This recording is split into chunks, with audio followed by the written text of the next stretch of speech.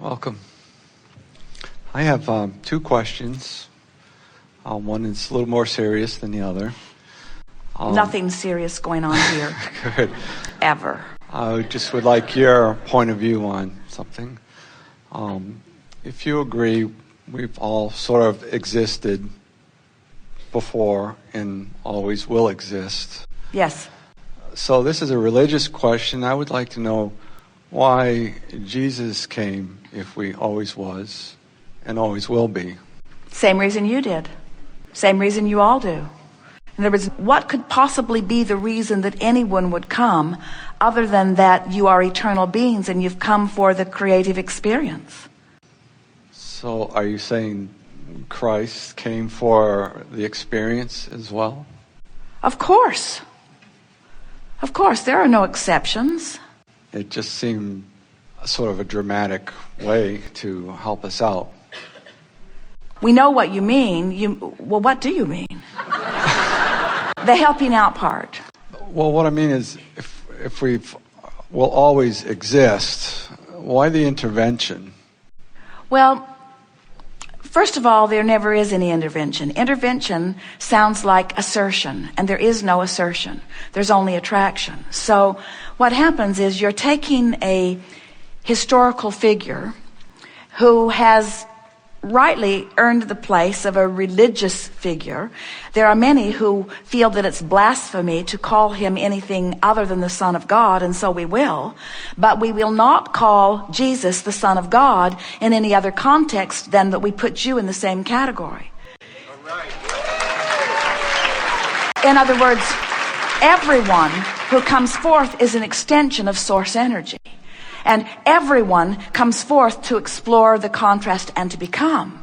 And his story is not different. In other words, he came like all, did his part of banging around, put all kinds of things into his vortex, even though he wasn't calling it that in those days, separated himself from the trauma and the struggle, came into alignment with who he had become, and then stood in that vibration of greater knowing that he had carved out of this life experience, and then told the story of that. And others who were witnessing hardly anybody ever coming into alignment with who they are, then pronounced him unique and marvelous and king and God and saint and son of God, when what he was just a regular guy tuning into who he was and teaching through the clarity of his example that everyone else could do the same thing. And he said that every day that people would listen to him.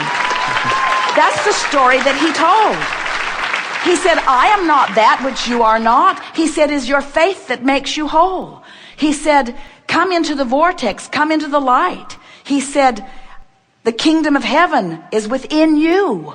In other words, everything that he said was about, I am an eternal being and so are you. And maybe there was some of, and I will show you the way. But not one time ever, and it's a distortion if you're hearing it today, did he ever say or mean to imply, I will come forth and do for you what I see you cannot do for yourself. Because it defies all laws of the universe, and it cannot be.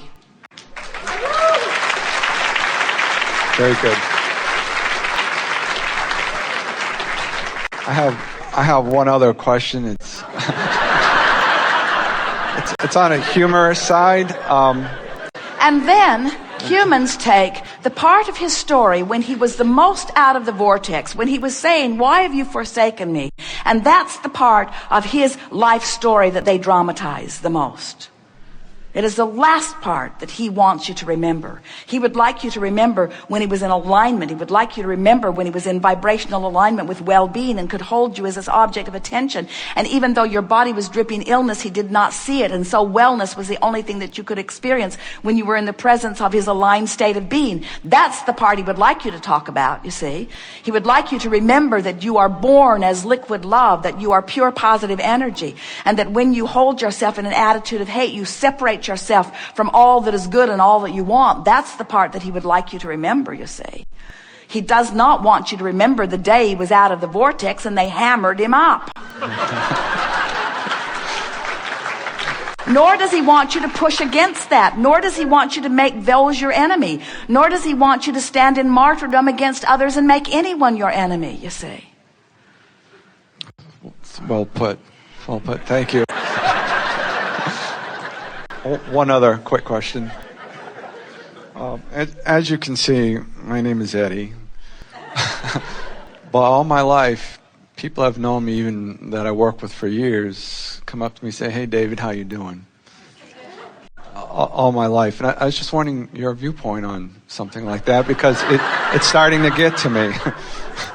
Well, it's simpler than you know, because it happened early on in your life where you reminded someone who saw you often of someone that they knew as David. In other words, really, it's something as simple as that. And when someone calls you something that isn't your name, and you say, "No, my name is not David," when you say, "No, not David, Eddie, no, not David, Eddie, no, not David, Eddie, no, not David, Eddie, no, not David, Eddie, no, not David, Eddie, no, not David, David, David, David, David, David, David, David, David, David, David, David, David, David, David.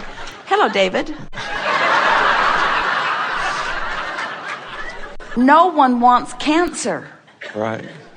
And the two are not equivalent, David and cancer, but it's the same sort of thing. You get what you think about. You get what's most active in your vibration. Now, we know you would like there to be some deeper thing to it, but there's nothing deeper. There's nothing deeper than a habit of vibration, you see. And so we are certain that early on in your experience, something like that was annoying, and it's just a sort of human fact of life that we are wanting to help you all change, that things that annoy you get more airtime by you than things that please you.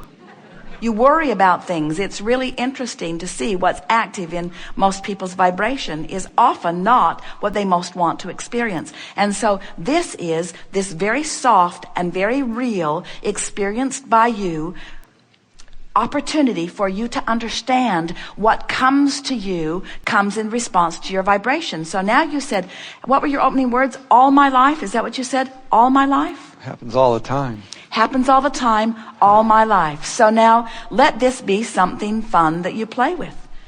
So go to the Vortex. We were talking earlier, we didn't quite get that far as we were teasing about these affirmation cards. But when you get into the Vortex, that's when you want to speak your affirmations, not from outside the Vortex. So from inside the Vortex, make your statement of affirmation. My name is Eddie. My name is Eddie. I'm Eddie. I was born Eddie. I like the name Eddie. I do. I like to write the name Eddie.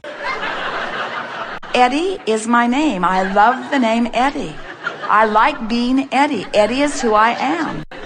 I be Eddie. Eddie is who I be. I'm Eddie. Thank you.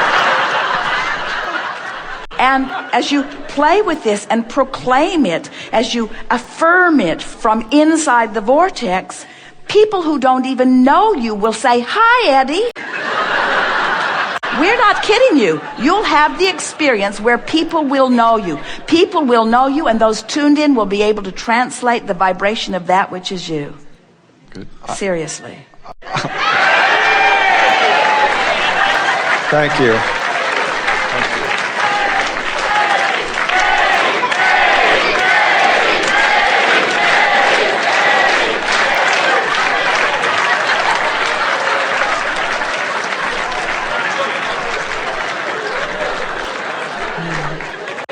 And there you have it. There you have it. A crowd out of control by law of attraction. Never better than that. Yes, better. Abraham, firstly, thank you for everything.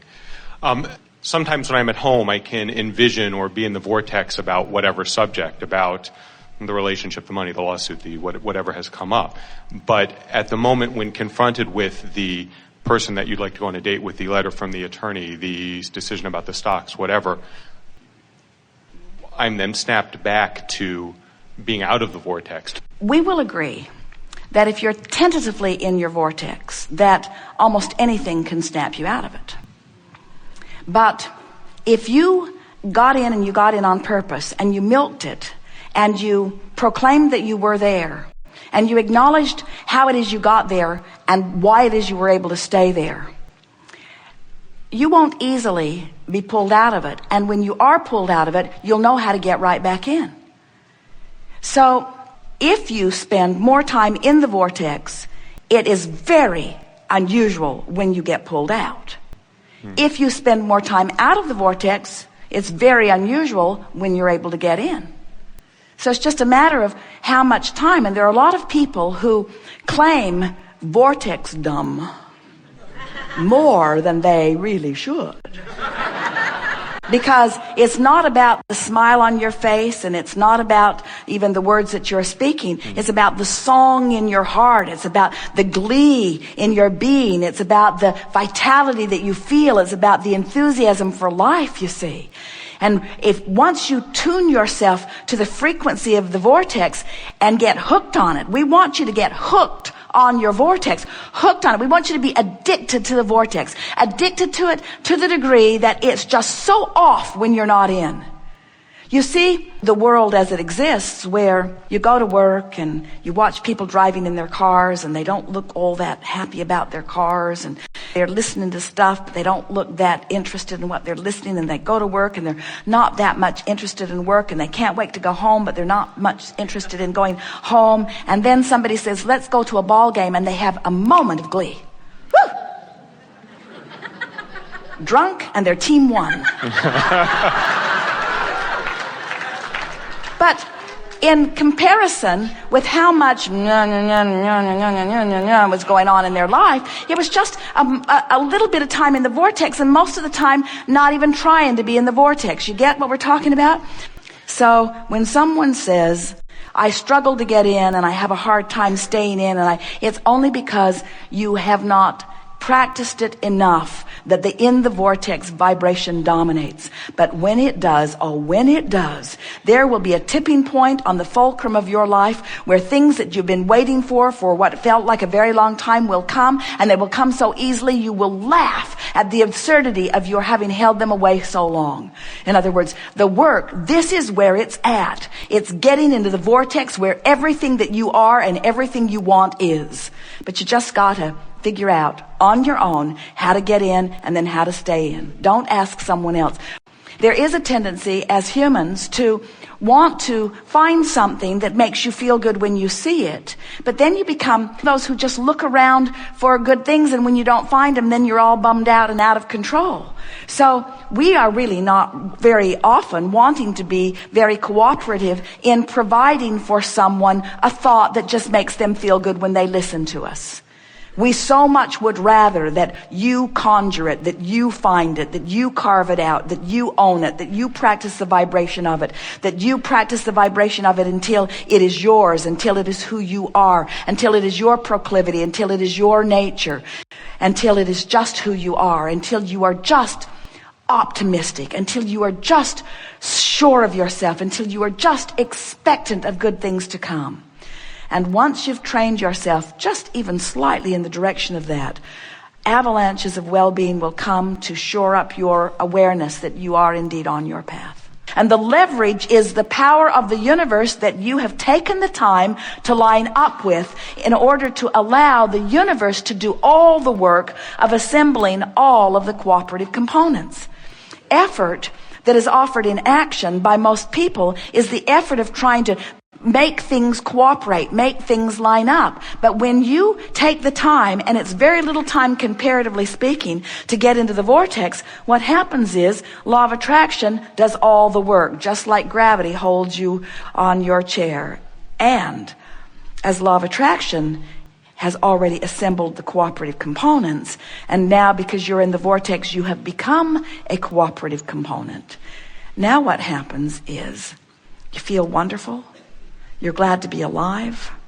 Your day unfolds perfectly. You have activated and engaged the energy that creates worlds and are flowing it through your experience. And that's what every one of you intended to do. Now we want to go back to something that we said at the very beginning of this day. Friends, that's who you are. That's what's in your vortex. Anything less than that is gonna bum you out. That's the way you're supposed to feel. That's the way life is supposed to go for you. And anything less than that is off the path of who you are, you see.